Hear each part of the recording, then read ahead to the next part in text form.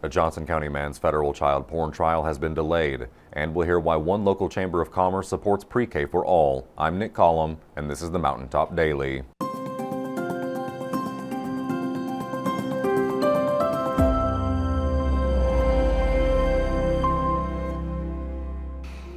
The trial of a Johnson County man accused of secretly recording a 15-year-old girl while she changed clothes and bathed has been delayed to allow the defense time to review the evidence. 43-year-old Henry Jonathan Richer of Paintsville is facing federal charges of producing and possessing child porn. He is accused of installing hidden cameras to record the girl when she stayed at his home. He reportedly confessed to police, saying he had been recording her for a year and a half. He further told police he only used the images for his own sexual fantasies. He was scheduled to go on trial January 12th in Ashland, but last week, his attorney filed a motion asking to delay the trial and all deadlines in the case. Because of the sensitive nature of the evidence in the case, Richer's attorney had to review it on a law enforcement computer, which didn't happen until yesterday. The judge agreed to cancel the trial and scheduled a status hearing for that day instead. In the meantime, he set a deadline of January 9th for Richer to reach a plea deal. With the Kentucky legislature set to begin next month, Governor Andy Beshear is making a push to win approval for his pre-K for all proposal, which would put 4-year-olds in school before kindergarten. To win over Republican legislators who control the General Assembly, Beshear has lined up support from mayors, judge executives, school superintendents, and more. And last week, he presented a letter of support signed by 43 chambers of commerce. Sheldon spoke with one of those chambers about the reasons for their support. Kentucky's Pre-K for All initiative continues gaining support, with the most recent coming from chambers of commerce around the state earlier this week.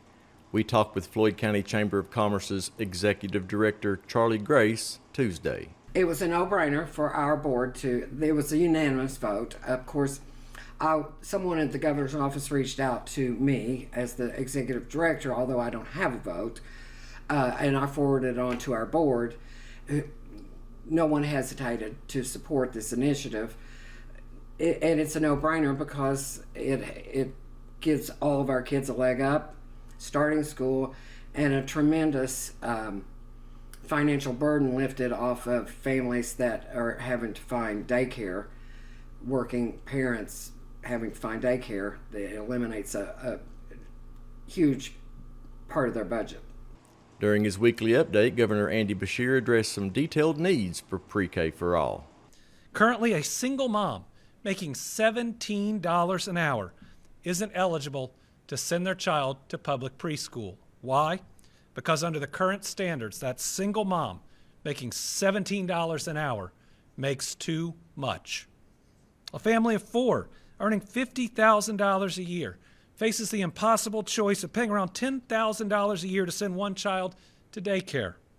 Grace added that the impact reaches even beyond the main priority for education. It's vital to our economic development and our economic growth is for families to be able to afford to stay here, and having access to child care that's reliable, and not only reliable but enhances their child's growth, is vital to people wanting to be here. Reporting for Mountaintop News, I'm Sheldon Compton. Coming up after the break, Pikeville first responders are getting ready for the biggest Christmas event of the year. We'll tell you about it when the Mountaintop Daily continues. But first, sports and weather. With Mountaintop Sports, I'm Dave Stanford. The Alice Lloyd College Lady Eagles wrapped up what might be honestly the best season in program history in volleyball. Alice Lloyd racked up 24 wins, breaking their previous record of 15, and went undefeated in Mid-East Conference play for the first time. They captured the program's first NCCAA Mid-East Conference championship, earned a non-bid ticket to the national tournament, and picked up their first national tournament win. They even pulled off their first ever national tournament upset, knocking off defending champs, the number 2 seed. The Lady Eagles stayed inside the top 10 of the NCCAA Power Rankings all season, climbing as high as 4th. They recorded their first win over NAIA powerhouse Georgetown College and picked up their first victories over NCAA Division II opponents and stacked up the program's first 9-game win streak. The season ended with Alice Lloyd finishing 5th in the nation. Switching over to basketball, the Martin County Cardinals had a huge weekend at the Hawks Nest in the DJ Begley Boys Basketball Classic, picking up 2 dominant wins over Perry Central and Oneida Baptist Institute. Friday night, the Cardinals rolled past Perry Central 80-54. Braxton Keithley put on a show with a massive double-double, 34 points and 10 rebounds, while Bryson Dials added 33 points of his own. Martin County shot 50% from the field, 32.4% from 3, and 90% from the free throw line. Saturday brought more of the same as Martin County overpowered Oneida Baptist Institute 97-60. Keithley continued his strong play with 30 points. Stiles added 23. Eli Mills poured in 23. And Devin Maynard had a double-double with 11 points and 14 rebounds. The team shot 53% from the field, nearly 49% from 3, and 75% from the line. The Cardinals moved to 3-0 on the season and will be back at home Wednesday night when they host Huntington Expression Prep from West Virginia. Tip-off is set for 7:30. For more sports coverage, follow the Mountaintop Sports Facebook page or visit mountaintop.news and click on the Sports tab. With Mountaintop Sports, I'm Dave Stanford.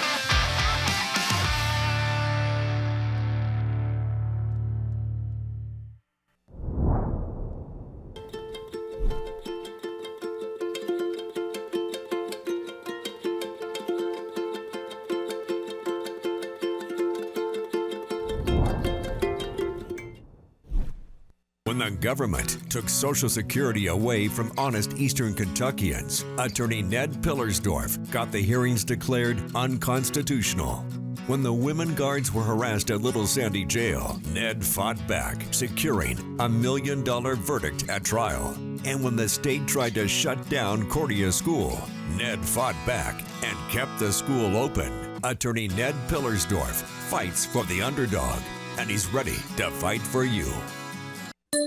Hey, it's Kristen Mulcahy from Appalachian Wireless. Are you ready to give the gift of connection this Christmas? The kind that keeps you close no matter the distance? Well, at Appalachian Wireless, it's time to tech the halls, and we're slaying some amazing deals. Do you want a phone, tablet, and a smartwatch? Well, who doesn't? The good news is we've got a promotion just for that. So what are you waiting for? These incredible deals are only as good as supplies last. So visit us in one of our many retail or authorized dealer locations, or visit us on the web at AppalachianWireless.com. Because we are you, we are Appalachian Wireless. Pikeville Shop with the First Responder event takes place this weekend, capping off a year of planning and fundraising to make it possible. Robin spoke with some of those getting ready for this weekend's event. Hey, Robin Tillman here with Mountaintop News, and I am with the Pikeville Fire Department, Dispatch, and the Police Department to talk about Christmas with a First Responder. So tell us how much money has been raised and what this event means to the community. So far, we've raised over $60,000, and that's through Cuffs and Hoses, or Golf Scramble, and just regular donations that people's made throughout the year. And is all of that $60,000 going to these kids for Christmas with the First Responder?